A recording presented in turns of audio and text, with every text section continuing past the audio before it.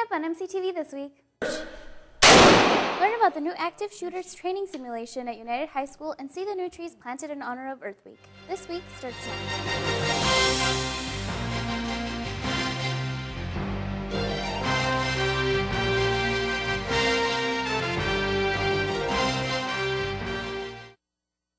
Welcome to MCTV this week. For Jacob Marks, I'm Lily Guillen.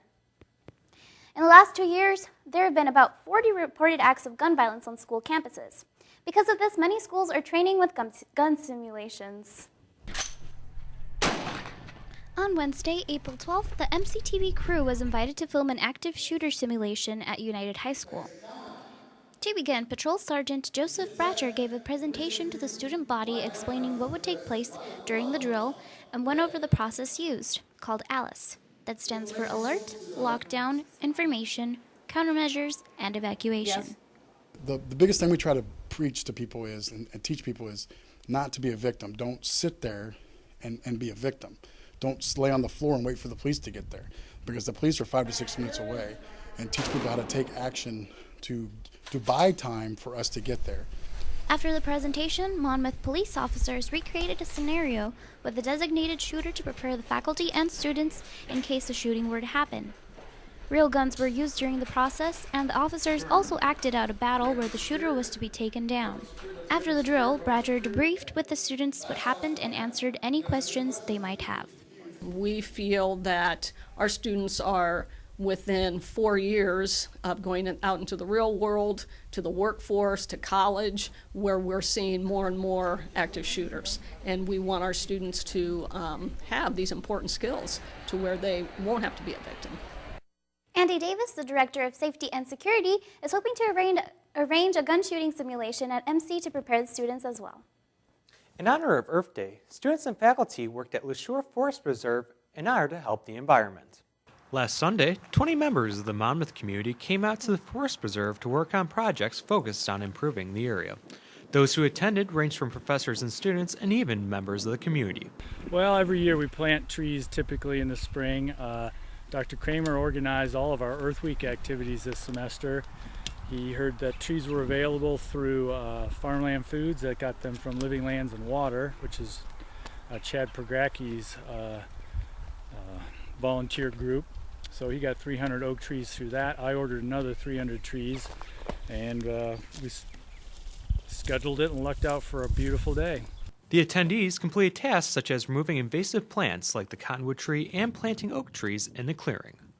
We are eradicating some invasive species and planting some other species that are more natural to the area in hopes of soil retention and to return it to its natural state. The event was organized by the Monmouth College Biology Department.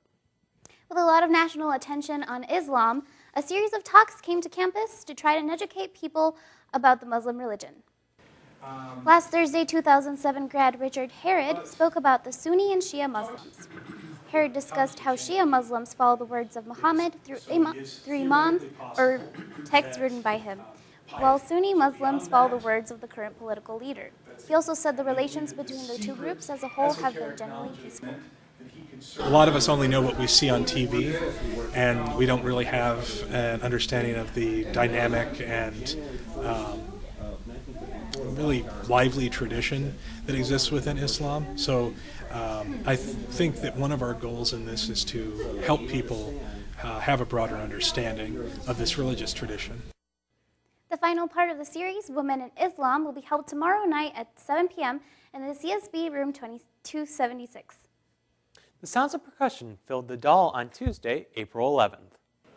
The spring percussion concert contained original compositions and cover songs. Collisions by Sean Klink started out the night, while Thunderstruck by AC/DC performed by the lone senior of the group, Carly Folio, and freshman Mackenzie Fletcher. The concert ended with a jam session featuring Professor Richard Johnston on the harmonica.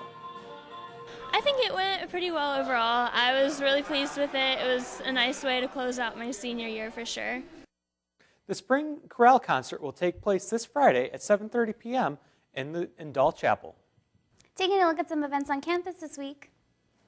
The Highlander Leadership Awards banquet will take place tonight at 6:30 p.m. in Stockdale. The International Luncheon will be at noon tomorrow in Stockdale as well. The Women in Islam lecture will be tomorrow at 7 p.m. in the Center for Science and Business. Coming up after the break, Fighting Scots Tennis takes on Illinois College. Here at Monmouth College, we've discovered many students not throwing away their trash properly. To fix this problem, we've sent a man to go undercover to give the students a little scare. His name is the Literator.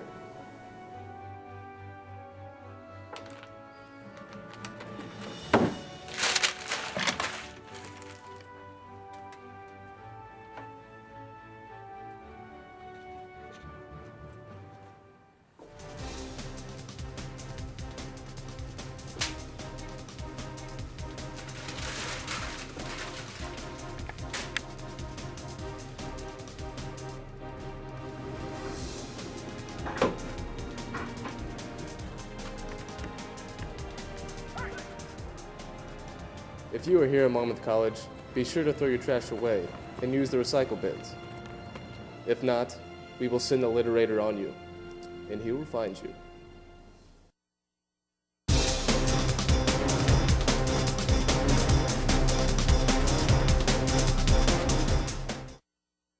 The Monmouth College tennis team faced off against Illinois College last Wednesday. The doubles team of Paul Plego and Saxon Day took the court against Nazar Tunchev and Rolando Salazar. After a rough start, Plego and Day would win the match 8-1. Overall, Monmouth doubles teams won all 3 matches and 5 out of the 6 singles matches. So today we started pretty strong in doubles. We were able to get the 3 wins. And right now we're still competing in the singles. We hope that with the doubles momentum we can take this match. And then we hope we can maintain some momentum coming up to the weekend.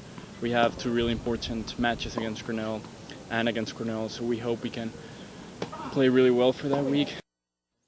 The men's team wrapped up their season last weekend with losses to Cornell and Grinnell. Last Friday, the Fighting Scots men's lacrosse took on Fontbonne University. At halftime approach, the Scots were up 4-2. The second half opened with Fontbonne's Zach Griffith scoring, giving the Scots only a 1-goal advantage. Monmouth would come back in the second half, scoring 4 goals to the Griffins' 2. Tatum Prury would have a career-high 5 goals, 2 of them coming in the second. Monmouth outshot Fontbonne 35-17 and held a narrow 8-7 edge in faceoffs to give the Scots a win in their final home game. I was expecting a little bit more of a win, but a win is a win, and it's a conference opponent, so it's really good to be able to get one in for sure. You know, it's been going pretty well. We've been growing. We started to put together full games. Earlier in the season, we would have a really good quarter or 2, and then kind of falter at halftime or something like that, but we're starting to play for 60 minutes. The Scots take on Benedictine University this Saturday at 1 p.m. That's it for sports. Here's the rest of the scores from the week.